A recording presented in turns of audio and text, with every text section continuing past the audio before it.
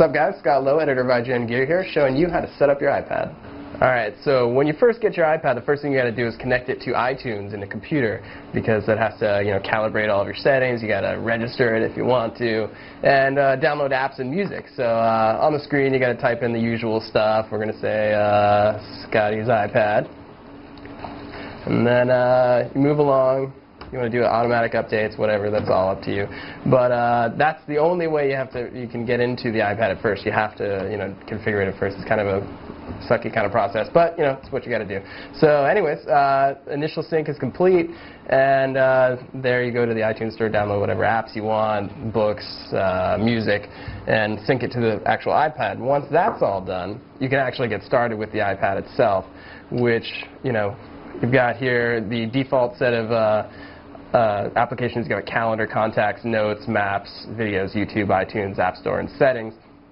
And then down at the bottom, the dock, you can actually configure and move stuff around. So, you don't want to have the web browser up top. You want to bring the settings down. You just drag it like that, and then you hit the tap button again, much like you would do on an iPhone. So, first things first, obviously, is the email. If you're a big email junkie like we are, you got Microsoft Exchange, Yahoo email, stuff. You fill in all the basic information you need.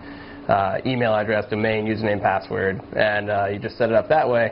And so that's probably the biggest thing you're going to want to do. And then obviously the Wi-Fi networks, and you can access the App Store here. You can go through the iTunes. So once you're done with the initial sync, there's really not much more for you to do with your computer unless you want to move over data that's already localized there. But otherwise, you're ready and set to go as soon as you get access to a Wi-Fi network. And yeah, that's pretty much how you set up an iPad.